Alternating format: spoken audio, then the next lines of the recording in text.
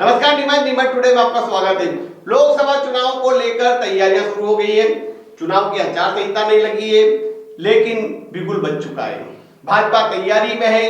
चुनाव कार्यालय का शुभारंभ हो गए, उम्मीदवार घोषित कर दिया, जगह जगह कार्यक्रम हो रहे हैं। कांग्रेस में खामोशी का आलम है, निष्क्रियता है और साथ ही कोई उत्साह नहीं है। भाजपा का उम्मीदवार घोषित है, मैदान में है, कांग्रेस में उम्मीदवार का अता पता नहीं है। क्या हालत होंगे सबके सामने कि भाजपा जीत रही है, लाखों वोटों से जीतेगी, क्योंकि सांसद सुधीर गुप्ता की सक्रियता के सामने कांग्रेस के पास कोई उम्मीदवार नहीं है। तो यह तो अभी की हालत है, लेकिन हम चलते हैं 70 साल पहले, जब नीमच मंदसौर संसदीय क्षेत्र में क्या स्थिति थी। आज तो यह भाजपा का गढ़ है, जनसंख्या भी गढ़ रहा है, लेकिन आजादी से बाद क्या हालत बने थे हम आपको बताते हैं। 1947 में जब देश आजाद हुआ और 1952 में जब पहली बार चुनाव हुए तो नीमच मंदसौर संसदीय क्षेत्र से भी कांग्रेस जीती। कांग्रेस के कैलाशनाथ काटजू भारी बहुमत से विजयी रहे। हम कैलाशनाथ काटजू के संबंध में बताते हैं कि वे मध्य प्रदेश के मुख्यमंत्री रहे, केंद्र में मंत्री रहे, जवाहरलाल नेहरू के नजदीकी रहे और वे कांग्रेस के बड़े नेता रहे, जो कि पहले सांसद बने नीमच मंदसौर संसदीय क्षेत्र की। इसके बाद 1957 में चुनाव हुए, तब माणक भाई अग्रवाल कांग्रेस से सांसद रहे और यह सीट कांग्रेस की झोली में बरकरार रही। 1962 में एक बड़ा फेरबदल हुआ। जनसंघ से ने इस सीट पर कब्जा किया, क्योंकि जनसंघ जब अपनी जड़ें जमा रहा था वो धीरे धीरे आगे बढ़ रहा था। जनसंघ के कई प्रचारक नीमच मंदसौर संसदीय क्षेत्र में घूम रहे थे और उमा शंकर त्रिवेदी, जी हाँ, जिन्हें बैरिस्टर उमा शंकर त्रिवेदी कहा जाता है, वे नीमच मंदसौर संसदीय क्षेत्र से जनसंघ के पहले सांसद रहे।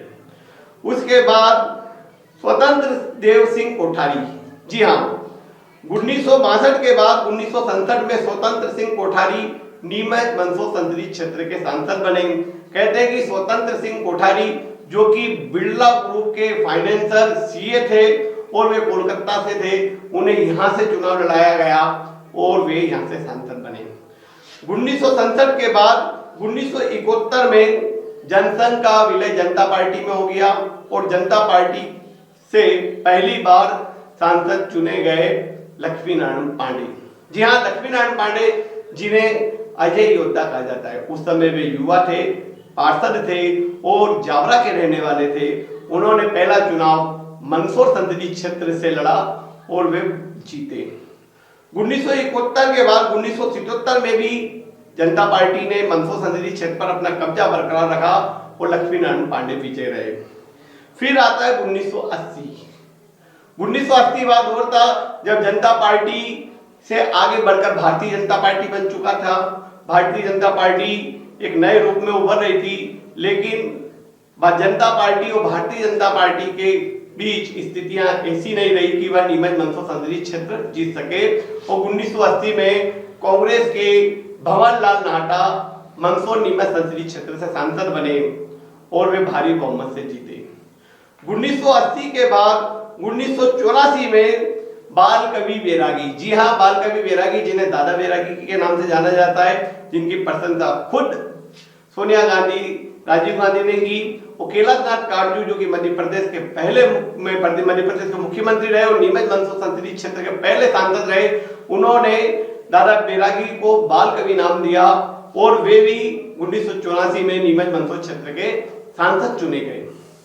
1984 के बाद 2004 तक, जी हाँ, 1984 के बाद 2004 तक लक्ष्मी नारायण पांडे लगातार चुनाव जीतते रहे। उनके सामने कोई नहीं टिक पाया और वे अजय योद्धा की तरह हर चुनाव लड़कर जीतते रहे। करीब 25 साल तक वे सांसद रहे लक्ष्मी नारायण पांडे। लक्ष्मी नारायण पांडे ने 1984 के बाद 1989 का, 1991 का, 1996 का, 1998 का और 1999 का और 2004 का चुनाव जीता।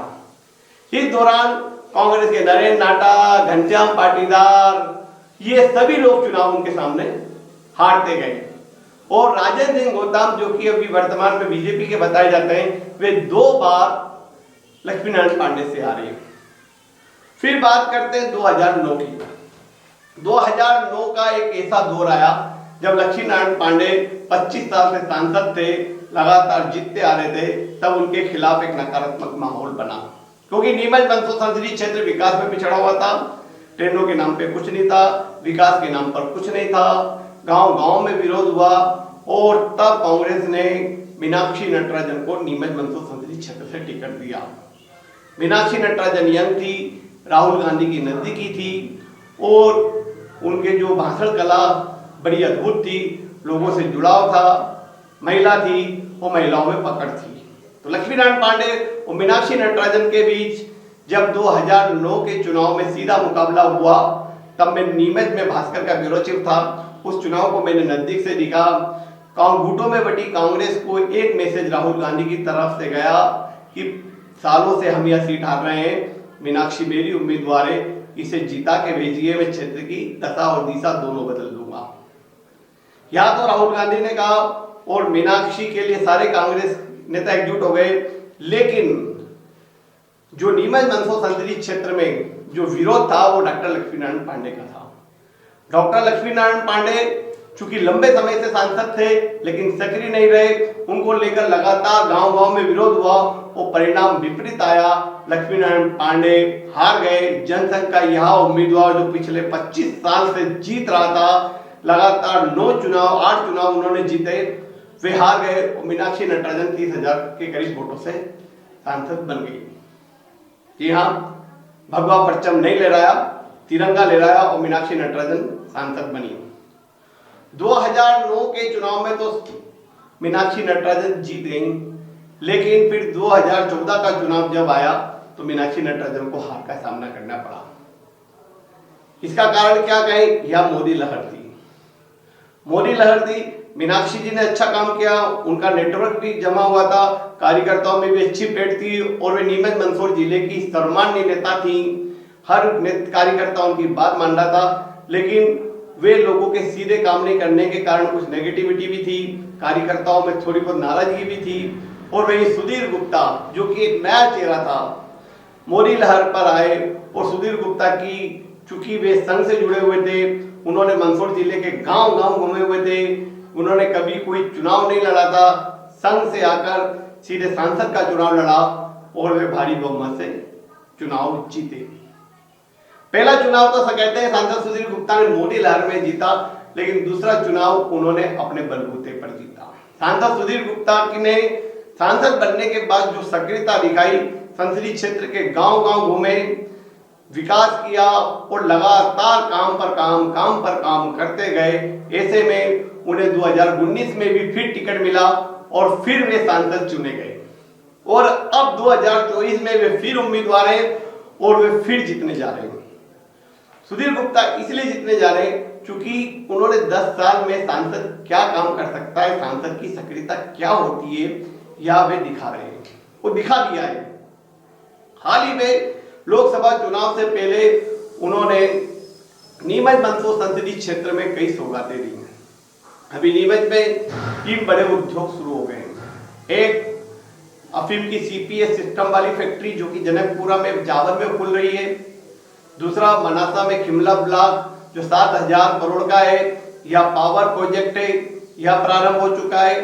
तीसरा नीमच का सीमेंट प्लांट जो कि 3500 करोड़ का है, करीब 1700 लोगों को रोजगार देगा, इसका शुभारंभ हाल ही में हुआ है। यह सुधीर गुप्ता की 3 बड़ी देन है। दूसरा, नीमच जंक्शन बनने जा रहा है। नीमच से बड़ी सारडी लाइन का सर्वे को स्वीकृति मिल गई, नीमच से कोटा सिंगोली लाइन को स्वीकृति मिल गई, नीमच से चित्तौड़गढ़ का दोहरीकरण हो गया, नीमच से रतलाम का दोहरीकरण हो गया, नीमच में 2 सेंट्रल स्कूल खुल गए। और इसके अलावा सबसे बड़ी बात यह है कि नीमच मंदसौर अफीम बेल्ट कहा जाता है। कांग्रेस के समय यहाँ 15,000 किसान थे, आज नीमच मंदसौर संसदीय क्षेत्र में 1,15,000 अफीम उत्पादक किसान हो गए और इनकी संख्या बढ़कर 1.5 लाख तक होने जा रही है। और यह सारी उपलब्धि सांसद सुधीर गुप्ता की है। इसलिए इन्हीं सक्रियता को देखते हुए पार्टी हाईकमान ने उन्हें फिर से मैदान में उतारा है और वे जीतने की ओर अग्रसर है। इधर कांग्रेस में निराशा का माहौल है और उम्मीदवार नहीं है। तो यह थी नीमच मंदसौर संसदीय क्षेत्र की खास रिपोर्ट। कैसी लगी हमें बताइएगा। देखते रहे नीमच टुडे।